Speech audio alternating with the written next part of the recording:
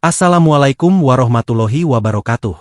Masih banyak yang galau dengan pernyataan Gus Baha yang dengan tegas mengatakan, "Saya pastikan, Syekh Siti Jenar itu sesat." Jadi nganti ana aliran wahdatil wujud, manunggaling kawula Gusti wong kesuwen GR, gedhe rumangsa parek pangeran. Terus pangeran dianggap bersemayam di dirinya masing-masing. Akhirnya duwe keyakinan manunggaling kawula napa Gusti disebut wahdatil apa wujud. Akhirnya kalau ceritanya Siti Jenar itu kacau nih. Siti Jenar diundang wali songo, apa diadili mereka dua aliran wahdatil wujud. Siti Jenar neng omah. Siti Jenar, Anda dipanggil wali songo. Neng kene ora ana Siti Jenar anane Allah. Terus akhirnya utusannya wali songo balik. Kata Siti Jenar itu tidak ada makhluk yang ada Allah. Lah wali songo yo mbok lali, mbok pancen keliru, wali yo manusa. Ya wis Allah celuk. Mereka diceluk Siti Jenar wong ora gelem. Di ngene ora ono Siti Jenar sing ono. Lah wali songo kan gak duwe solusi kan akhirnya ya Allah lah celuk. Akhirnya utusane rono neh. Pak Siti Jenar jare Allah lah diceluk. Oh wali goblok, Allah diceluk jare gak sopan. Siti Jenar kamu ngawali wali songo cek bentone. Apa diceluk. Oh gak sopan. Dadi ping pindho keliru terus. Nyeluk Siti Jenar ora gelem mara. Nyeluk Allah gak sopan. Akhirnya ya masyhur itu wali songo mangkel terus ngutus Kalijaga kon perang mbek Allah berarti kan. Lah keliru de Siti Jenar bareng perang kok kalah. Wong Allah kok napa? Lah akhirnya kita secara sederhana kan nyimpulno. Yo jelas ra Allah, masa Allah terima kalah mbek sinten? Kalijaga ngono. Terus cerita dibolak-balik. Sing penggemar wahdatul wujud ora hakikate Siti Jenar iku menang. Jenazah iku wangi, tapi gue ngelabui terus ono asu disembelih ngene ya malah dadekne wali songo sama sing curang kan. Sepodo bulete. Ya apapun itu aliran wahdatul wujud itu tidak mungkin benar nggih, karena bagaimanapun kita pernah ndak ada menjadi ada itu bukti kita makhluk. Pernyataan ini tentu mengundang banyak tanggapan, terutama karena Gus Baha dikenal sebagai ahli Al-Quran, hadis, dan kitab kuning. Tapi apakah sesederhana itu menilai ajaran Syekh Siti Jenar? Ajaran manunggaling Kawula Gusti memang jadi kontroversi. Dalam kisahnya, Syekh Siti Jenar berselisih dengan para wali, bahkan harus berhadapan dengan Sunan Kalijaga. Tapi soal kebenaran kisahnya, Gus Muhlason Rosyid memberi pandangan berbeda. Bisa Anda ini untuk bertemu Tuhan Anda. Yang kumaksud, ilahukum ilahu wahid. Tuhan yang Maha Esa. Esa itu apa? Tunggal. Di situ ada dua syarat untuk bisa Anda bertemu terhadap yang Esa. Pertama, falyamal amalan sholihan. Lah, ayat ini kalimat falyamal amalan sholihan tergantung jenengan memandangnya fisik atau ruhaniyah. Kalau fisik, ya jenengan harus taat di dalam hukum syariat. Beliau yang mengatakan Syekh Siti Jenar itu sesat karena memandang fisik, memandang jasmania. Mohon maaf. Berarti menurut orang yang memandang fisik saja, selain daripada orang-orang Islam, semuanya kan gak cocok. Terus bagaimana perasaan batin agama saudara kita yang di luar Islam? Kau pikirkan enggak? Kalau Anda memandang hanya dari sisi fisik, terus Anda itu membenarkan pendapat Anda sendiri. Coba perasaannya bagaimana saudara kita di luar non-muslim? Andai kata itu dikembalikan pada kita bagaimana? Mana letak rahmatan lil alamin? Miturut Al-Kafi 110 ya, dari kalimat Rabbihi ini. Kecuali saya bicara Al-Ankabut ayat 5 yang langsung memakai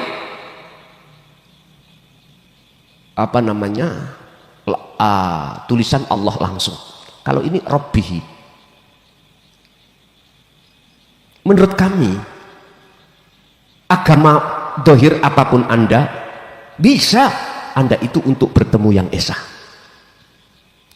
Apakah kita tidak sadar disindir satu ayat, wa ma umiru illa liya'budullaha mukhlishina lahuddin hunafa. Lah ini ada hunafa, condong ke tauhid, condong ke esa.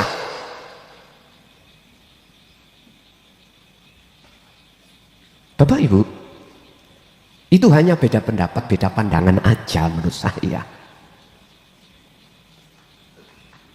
Yang terpenting di sini adalah bagaimana syarat-syarat untuk Anda bisa bertemu ke ahad itu, terlepas dari agama satu dan agama yang lain.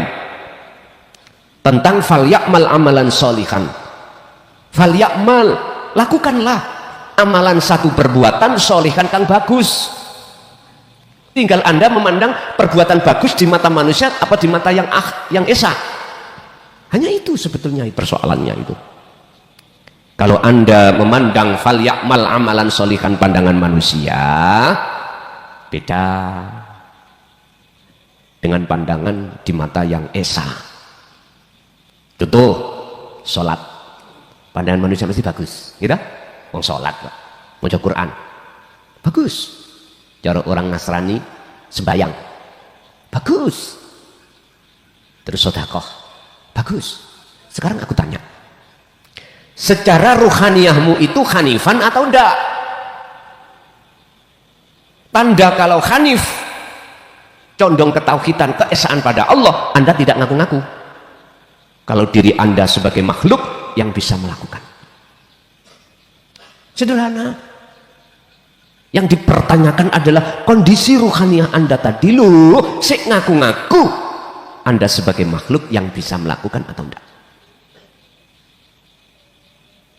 Kalau masih, ya mohon maaf, benar secara jasmaniah kau berlaku bagus di mata manusia, tapi ruhaniyah hatimu itu di mata Allah, mohon maaf, ini saya katakan mingkol bin rohibin, hati yang condong pada selain yang ahad. Husnul a'mali nataiju husnil ahwal mingkol bin zahidin, su'ul a'mali nataiju su'il ahwal mingkol bin rohibin. Semua amaliyah dohirmu dikatakan bagus di mata Allah, itu tergantung yang muncul di dalam hatimu itu di mata Allah bagus apa ora, tinggal itu. Dari mana sudut pandang saya mengatakan Siti Jenar tidak sesat? Dari sudut hakikat asline selain Allah itu tidak wujud. Wujud sampean kali kula niki mung iso ngaku-ngaku sebab diwurui nafsu dalam dirimu. Akhirnya rasa sing muncul di dalam hatimu itu bahwasanya kita makhluk itu wujud. Nah, dari situlah saya berpendapat bahwasanya beliau yang hatinya duduk di ahad itu tidak sesat. Urusan orang lain mengatakan sesat, haknya sendiri, karena bedo oleh nggawa kacamata. Ngoten lho. Lagi tentang Nabi Musa, ketika bertemu Allah, beliau pingsan melihat nurnya. Itu sebetulnya mengandung pengertian, Pak. Apa pengertiannya? Anta budallaha ka'annaka taroh. Cara Rasulullah memberikan penjelasan tentang masalah ihsan atau makrifat adalah ketika kau menyembah seakan-akan kau bisa melihat wujudnya Allah. Itu ihsan, itu makrifat.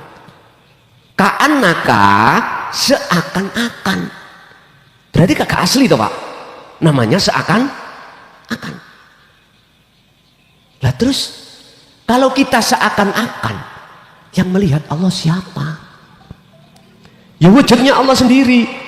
Mengapa kita dikasih pengertian seakan-akan? Karena kita itu wujudnya seakan-akan wujud. Apa mungkin? Sebab apa mungkin perkara yang tidak punya sifat wujud itu bisa melihat yang berwujud? Ya nggak bisa lah Pak. Sebab yang bisa melihat yang wujud adalah yang punya wujud sendiri. Fa'ilam takun, apabila kau tidak bisa melihat wujudnya Allah, Rasulullah memberikan pendidikan.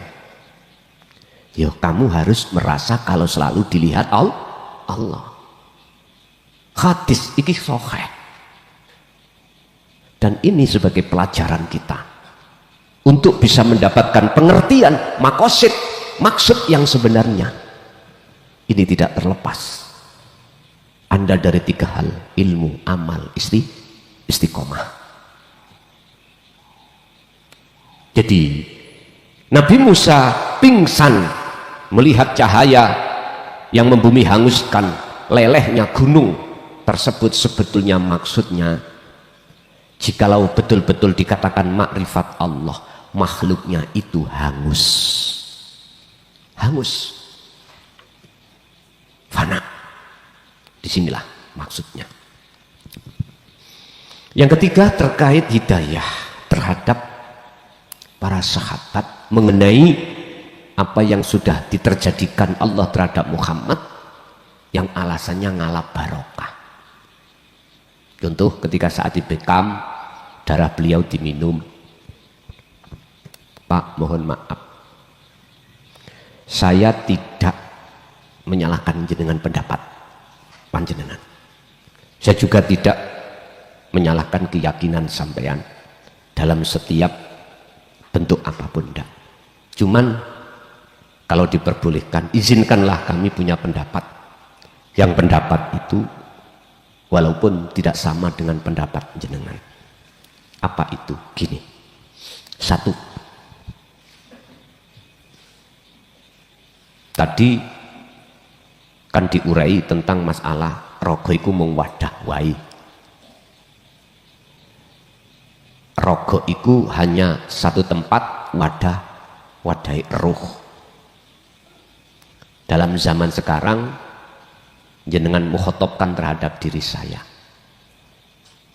tidak mengkat pendapat jenengan boten, tapi kalau boleh saya pendapat 1, bahayalah bagi seseorang maksudnya iman ruhannya,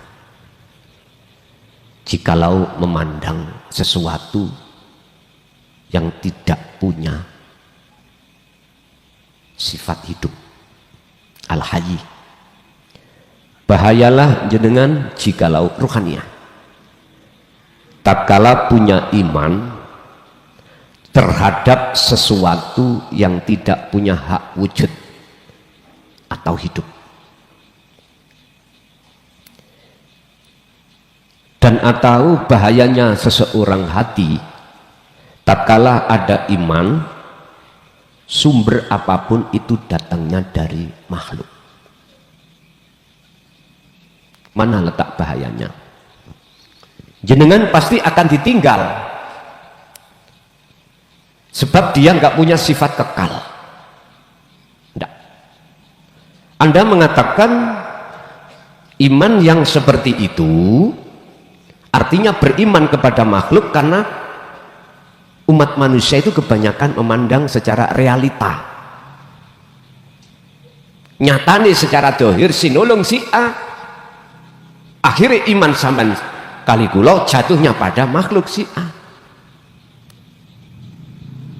Akhirnya apa sisa makanan, minuman, royoan katanya ngalap barokah. Bahayanya di situ. Yang kedua,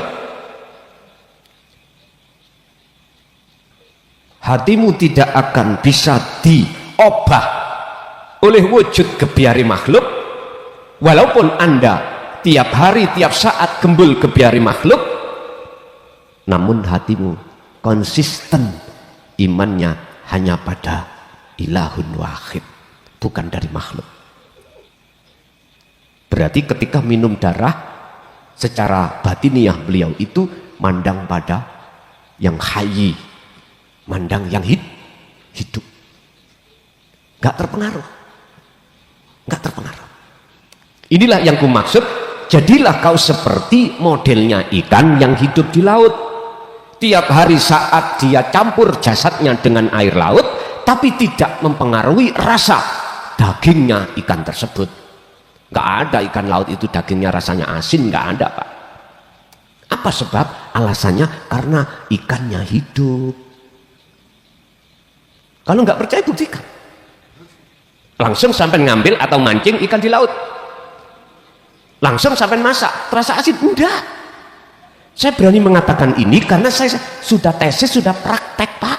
Ngelu-ngelu titik nak ndukur kapal sampai muta-muta sampai konco-konco. Mancing hanya perlu membuktikan teori ini. Tidakkah dagingnya ikan laut itu terasa asin? Ternyata tidak. Itu artinya ruhaniyah jenengan tidak terasa, tidak akan pernah bisa kena kebiari makhluk dunia iki manakala hatimu hidup. Hati yang hidup adalah hati yang sudah ihsan imannya, sudah makrifat pada Allah. Ini. Tapi bagaimana ikan itu sudah mati? Sebelum jenengan goreng, sampean uyai. Beda, nanti beda loh Pak Neng. Terasa asin. Nah, ini ayat-ayat kauniyah yang di dalamnya tersimpan ayat yang tersirat, yaitu hakikat makrifat. Makanya dulu Pak, orang Jawa itu ya, walaupun gak mengerti wacanan Quran, tapi dia memakai ayat-ayat kauniyah untuk bisa sampai ke ahad. Modelnya dulu seperti itu. Nah, model dulu manakala diterapkan sekarang pasti dicap oleh orang-orang golongan kita syariat itu ajaran sesat. Ya sudah, monggo nanti akan tahu kau sebenarnya yang mana yang benar. Nek wis podo bongko kabeh, wis gak iso berpendapat sampean. Kalau sudah semuanya mati, sudah disitulah nggak bisa berpendapat Anda. Meneng tek, dituki wong ayu yo, meneng, didusi diwolak-walik yo gak sambat, meneng. Disuruh budal nang kuburan sendiri yo diem, wis gak iso berpendapat. Itulah nanti kebenaran akan terjawab bahwasanya malakum dzarraw wala naf'an. Apa yang kita anggap itu wujud, apa yang kita anggap itu bisa menolong, mendatangkan manfaat, apa yang kita pandang itu bisa mencegah mudarat, ternyata fana. Menurut beliau, kita harus membedakan antara ulama syariat dan ulama hakikat. Sama seperti anak kecil yang tak paham alasan orang tuanya melarang sesuatu, begitu juga manusia kadang tak paham keputusan Allah. Tanpa akhlak ilahiyah, seseorang mudah gelisah dan menyalahkan takdir. Beliau bahkan berkata, andai kami hidup di zaman Al-Hallaj atau Siti Jenar, mungkin kami siap jadi pengacaranya. Karena ini bukan soal sesat atau tidak, tapi perbedaan cara pandang, antara yang melihat secara lahir dan yang memahami secara batin. Apakah semua harus dilihat dari kacamata syariat saja? Bagaimana dengan firman Allah dalam surat Al-Kahfi 1:10? Barang siapa berharap bertemu dengan Rabb-nya, maka hendaklah ia beramal syolih. Di situ disebut Rob, bukan langsung Allah. Menunjukkan bahwa pertemuan ruhani bisa berlaku secara universal. Maka, mari bijak dalam menyikapi perbedaan. Jangan sampai kita terjebak hanya pada lahiriah, tanpa memahami kedalaman hakikat. Semoga memberi pemahaman pada kita semua tentang ajaran Al-Hallaj atau Siti Jenar. Wassalamualaikum warahmatullahi wabarakatuh.